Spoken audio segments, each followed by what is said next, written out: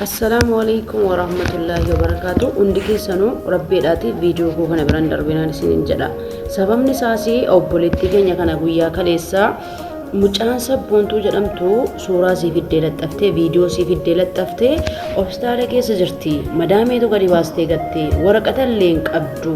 Yaa Oromoo gargaaraa biyya haadhaaf abbaa sitti galchaa jettee turte jechuudha.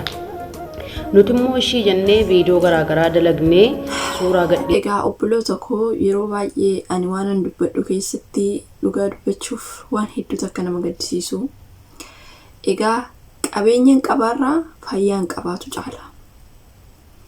Waaqayyoon yoo isin jaalate isin rakkisin isin dhibin qabeenya isin dhoowwachuu wayya. Qabeenya dhabuu wayyaa fayyaa dhabuurra. Anas nin jedhee akkuma beekamu beektanii gaafa nuyi fayyaa qabnu gaafa fayyaa qabaannee hojjennu maal jenna seetee qabeenya hin qabnu jennee gaddina. Argitanii egaa akkuma argaa jirtan Micayyoon tun Micayyoo asirratti argitan bareeddu kana akkana fakkaatti. Amma immoo ilaalta akka ishee fakkaattu. Qabeenyaan qabaarra fayyaan qabaatu caala. Qabeenya dhabii fayyaa oo qabaatte garuu fayyaan keessuun qabeenya sii caala. Argitee? Ijoolleen tokko tokko maal isin jedhe Micayyoon miila darbee ani fidee gaafa mana keessa jalaa diigan jedhanii kilooriksii dhugdee kushiina arbaa keessatti dhugdee gaggabde. Ilaala. Kuni amma fayyaa qabaattees fiddee Micayyoo sun doo fayyaa qabaachuu baattee qabeenya isaa fiduu hin dandeechu. Suni galee garuu immoo galata Waaqayyoo yoo jettee Waaqa galateeffatte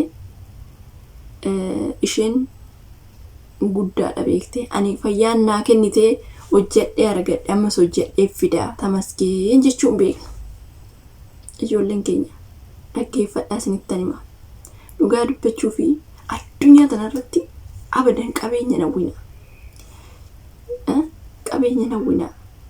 Qabeenyi fixeensa hin baddisiin dhuftis qabeenya jettanii gadditanii yookiin immoo lubbuu keessan irratti sarkaan fi fudhachuun sirrii miti.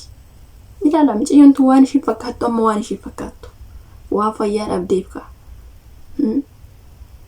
Argitanii jireenya addunyaa akkana nama gooti. Kanaafuu kanarraan fa'aa beema maal barattu. Galata Waaqayyoo. Anarra qabeenya hundumaa osoo hin dhabee fayyaa kee argadhee fayyaa kiyya. Kanaafiyyuu yeroo baay'ee wanta tokko wanta badee tokkotti hin gaddinaa. Ati fayyaa qabaannan qabeenya qabda. Ati harkaaf miila qabda, ija qabda, argitee in hojjettaa. Boru sitti dhufa.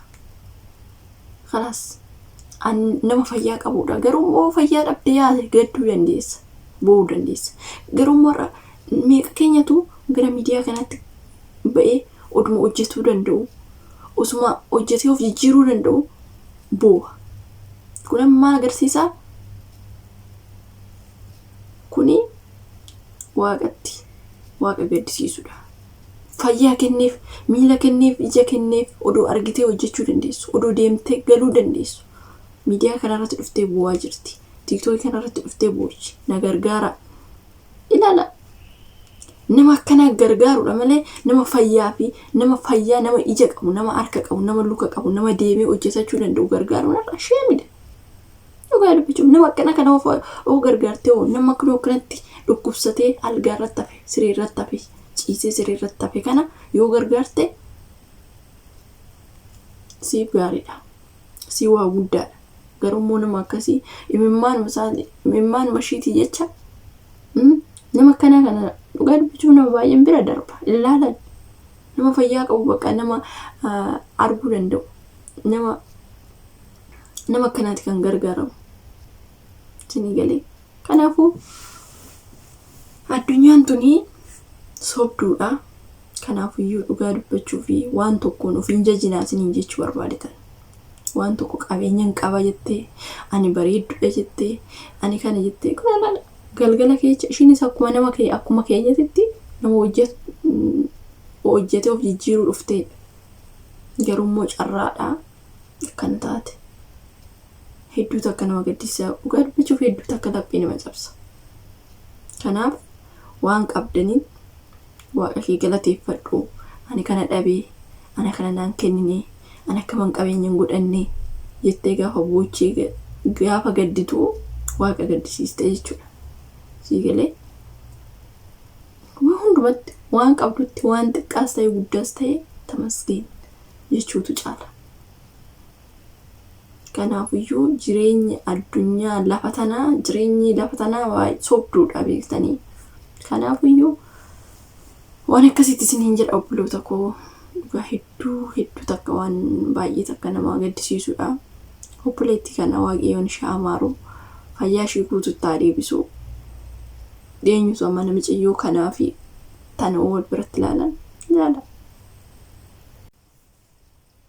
Kanaafiyyuu maal jechuu barbaadetanii yeroo baay'ee namaaf gaarii hojjedhu yeroo fayyaa qabdutti bakka gaarii oolii bakka beektee har'a odoo kuftee yaa waan gaarii yoo hojjettee dabartee har'a lafa waan xiqqoo waan gaarii tokko gaafa hojjettee seenaan si yaadata.